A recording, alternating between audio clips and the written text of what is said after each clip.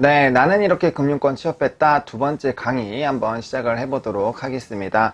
두 번째 시간은 자기 자신을 아는 사람이 합격한다라는 그런 주제로 글을 작성했습니다. 일단 책의 내용들을 좀 같이 보면서 이해를 한번 해보도록 할게요.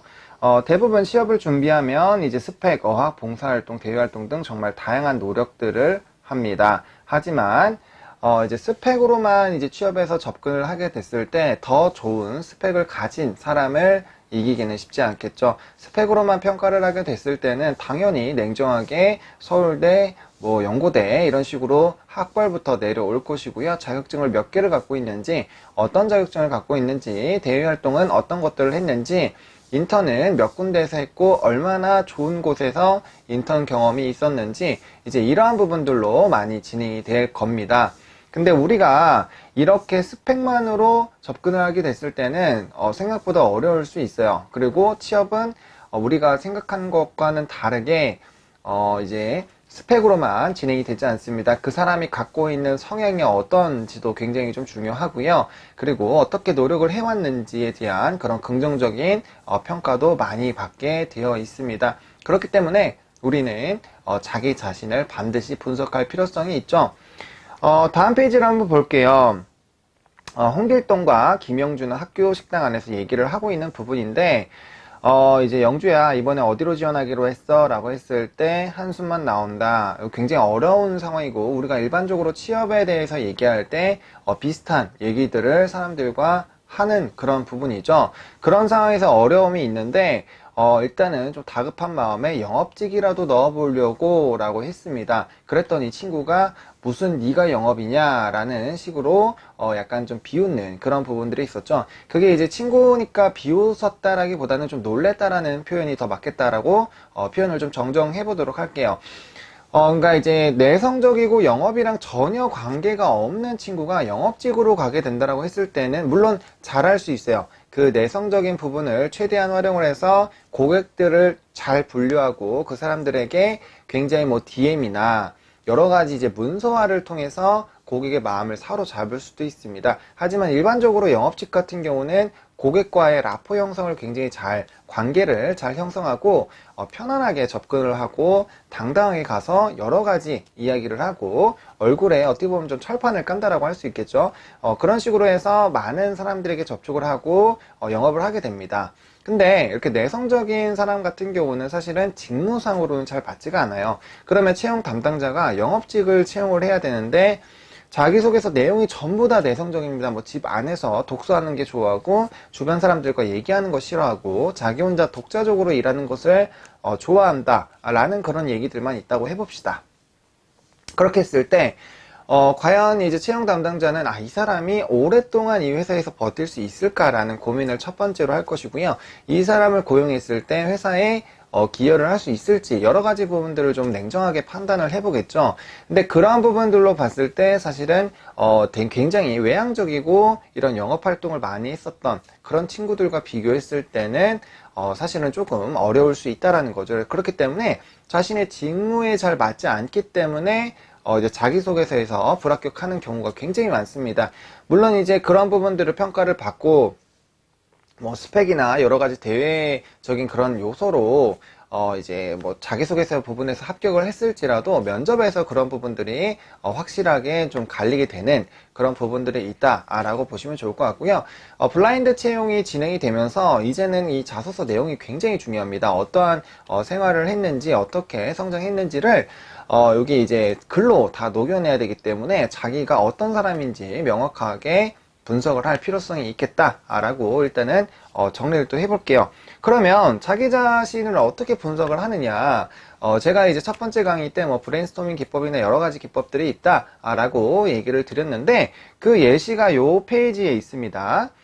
요번 페이지에 보면 이제 나라는 사람이 이제 총 세 가지로 분류를 했습니다. 내가 갖고 싶은 직업, 그리고 내가 잘하는 것은 무엇인지, 그리고 내가 좋아하는 것은 무엇인지라는 이 세 가지 꼭지를 가지고 이렇게 파생을 시켰어요. 이 부분을 좀 집중해서 보면, 이제 뭐 내가 가고 싶은 직군 직업 같은 경우는 은행권, 증권사, 의사, 변호사 이런 식으로 있습니다. 그럼 은행권을 간다라고 했을 때 뭐 채권 관리가 있을 수 있겠죠. 여신, 수신, 뭐 IT 뭐 여러 가지 부분들이 있습니다. 증권사 부분에서도 뭐 애널리스트, 뭐 트레이더 뭐 여러 가지 부분들이 있죠. 그리고 의사 같은 경우도 학벌 가능성, 뭐 학벌이 일단 좋아야 되고 이제 의대를 들어가야 할 수 있고, 변호사도 지금은 이제 뭐 예전에는 고시가 있었지만 변호사가 되려면 이제 일단 로스쿨을 들어가야 되겠죠. 그래서 그런 부분들, 그리고 내가 잘하는 것, 뭐 말하는 거, 그리고 친해지는 거, 그다음 추진력. 그러면 이제 여기서는 어떤 걸 할 수 있을지 직업들을 이렇게 뽑아내는 겁니다. 그래서 내가 하고 싶은 직업과 내가 잘하는 것을 통해서 할 수 있는 직업을 일단 비교해 볼 필요성이 있겠습니다. 이렇게 비교해 볼 필요성이 있겠고요. 그리고 또 내가 좋아하는 것을 통해서 직업으로 나아갈 수 있겠죠. 내가 만약에 게임을 너무나도 좋아하고 잘한다면 프로게이머를 지망을 해볼 수도 있겠고요. 내가 노래를 굉장히 잘한다고 했을 때는 가수나 작사가 혹은 작곡가가 될 수도 있겠죠. 농구를 좋아한다고 하면은 코치가 될 수도 있겠고 농구 선수가 될 수도 있겠죠. 그러니까 이런 식으로 내가 잘하는 것과 좋아하는 것과 내가 가고 싶은 직군에 대해서 한번 명확하게 분석을 해볼 필요성이 일단 있다라고 좀 얘기를 해보겠고요.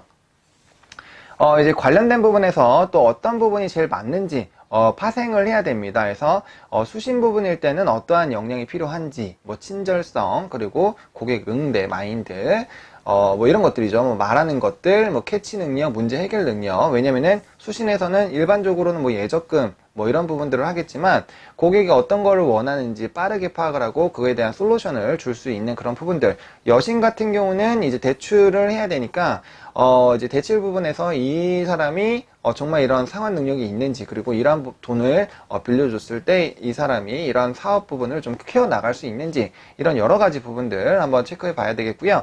채권 관리 같은 경우는 이제 빌려준 돈에 대해서 환수되는 금액들을 이제 회수를 하는 건데, 이제 뭐 단기 채권부터 중장기 채권까지 있습니다. 보통 장기 채권으로 갈수록 받기가 굉장히 어려워요. 그렇기 때문에 굉장히 좀 어려운 부분들이 있고요. 또 뭐 채권 투자, 뭐 여러 가지 투자 방향으로도 나아갈 수 있는 이런 여러 가지 방법들이 있습니다. 그래서 이런 부분에서 내가 멘탈이 굉장히 좋은지 이런 부분들을 좀 체크해 볼 필요성이 있겠다라고 또 정리를 해보겠고요. 그 다음에 이제 자기가 했었던 뭐 대외 활동이나 뭐 이런 것들 좀 이렇게 정리해 볼 필요성이 있습니다. 자기가 살면서 이때까지 수많은 경험들이 있을 거예요. 거기서 자신이 얻었던 이런 역량들을 분석해 보는 것도 하나의 방법이 될 것입니다. 예를 들어서 이제 뭐 독금사 멘토, 교육봉사, 농구 동아리, 그리고 금융학회에서 이런 대외 활동을 했다라고 가정을 해봅시다. 그러면은 멘토를 통해서 얻을 수 있는 역량 혹은 보여줄 수 있는 역량을 이렇게 리스트업을 해줬고요. 그 다음에 교육봉사를 했을 때 또 얻을 수 있는 여러 가지 역량들을 이렇게 나열을 했습니다. 농구 동아리도 마찬가지고요. 금융학회에서도 마찬가지예요. 그러면 이렇게 네 가지 역량, 네 가지 경험을 통해서 얻은 이 역량들 중에서도 공통적으로 나오는 것이 반드시 있습니다. 그것을 뽑아내는 거죠. 그러면은 이때는 교감, 소통, 성실성, 스피치입니다. 그러면 해당 경험으로 할 수 있는 것이 어떤 것이고 이게 내가 생각하고 있는 직업과 맞는지도 체크를 해봐야 되고요. 만약에 그러한 부분들이 좀 일치를 했다라고 했을 때는 그 부분을 나의 핵심 역량으로 꼽아서 그거에 대한 사례를 들면 됩니다. 예를 들어서 저는 교감, 소통, 성실성, 스피치라는 네 가지 역량을 갖고 있습니다 라고 먼저 얘기를 해주고요. 그러면 왜? 라는 궁금증이 들 거잖아요. 그러한 부분들을 저는 독금사 멘토에서 이런 활동을 했을 때 이러한 부분들이 있었고요. 이러한 부분들에서 이제 사람들과 소통하는 부분을 이런 노하우를 키웠습니다 라는 식으로 좀 풀어주면 되는 거죠. 그러니까 하나의 큰 꼭지를 만들고 그에 대한 사례가 자연스럽게 나오기 때문에 자기소개서 내용은 빠르게 채워나갈 수 있고 그 역량을 무조건적으로 강조할 수 있다라는 거죠.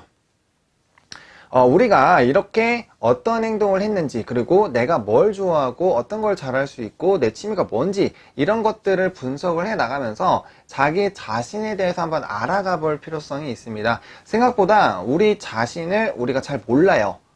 그렇기 때문에 그러한 부분들을 한번 알아볼 필요성이 일단 있겠다라고 보시면 좋을 것 같고요. 빈 종이에다가 이렇게 제가 앞서 보여드린 것처럼 이렇게 어떠한 행동들을 했고 또 어떠한 것들을 좋아하는지 그런 부분들을 좀 많이 체크를 해보면 일단 좋겠다라고 정리를 해볼게요. 그래서 이런 식으로 좀 정리를 한번 해보시면은 내가 어떤 부분으로 좀 가야겠다라는 그런 부분들을 찾아보실 수 있으실 겁니다. 그리고 항상 이 안에서 직업이 결정되는 경우가 굉장히 많아요. 사례적으로 그렇게 진행이 되고 있고요. 제가 수많은 사람들을 강의를 할 때 이런 부분들에서 많은 이런 앞으로의 로드맵까지 좀 짜는 그런 부분들이 있습니다. 그렇기 때문에 일단은 자기 자신이 어떤 사람이고 어떤 부분에 강점이 있고 어떤 섹터로 나아가면 좋을지에 대해서 자기 분석을 통해서 한번 알아보는 시간을 가지면 너무나도 좋을 것 같고요. 이거는 일단은 자신의 경험 그리고 내가 좋아하는 것 이런 것들로만 판단을 했고요. 성격적인 부분도 녹여내면 좋겠죠. 내가 외향적인지 내향적인지, 그럼 외향적일 때 할 수 있는 직업들, 내향적일 때 할 수 있는 직업들, 이렇게 여러 가지로 좀 분류를 해 놓는다라고 했을 때는 많은 부분에서 이 다시 정리된 부분에서 또 쳐내고 하면서 자신이 어울리는 그리고 하면 좋을 그런 직업들을 선택할 수 있을 것이고요. 이렇게 분석을 통해서 자신의 성향에 맞는 일을 했을 때는 이직이나 이런 부분에서도 빈도수가 굉장히 줄어듭니다. 물론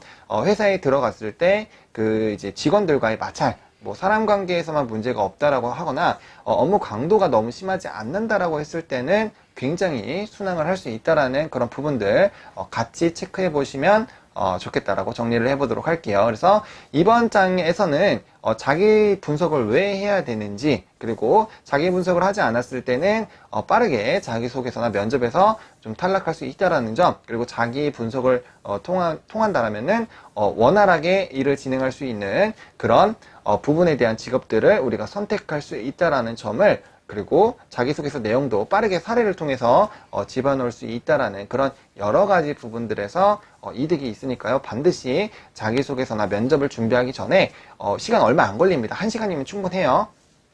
그렇게 해서 자기 자신이 어떤 사람이고 어떻게 이렇게 나아갈 수 있는지 그런 부분들을 조금 찾아보면 너무나도 좋겠다라고 정리를 해보도록 할게요. 이번 강의는 이렇게 좀 정리를 해보도록 하겠고요. 나머지 내용들은 책에 또 자세하게 기술이 되어 있으니까 나머지 부분들은 책에 또 다른 뭐 방법들이 있으니까 그런 부분들 좀 같이 체크해보면 좋겠다라고 말씀을 드리도록 하겠습니다.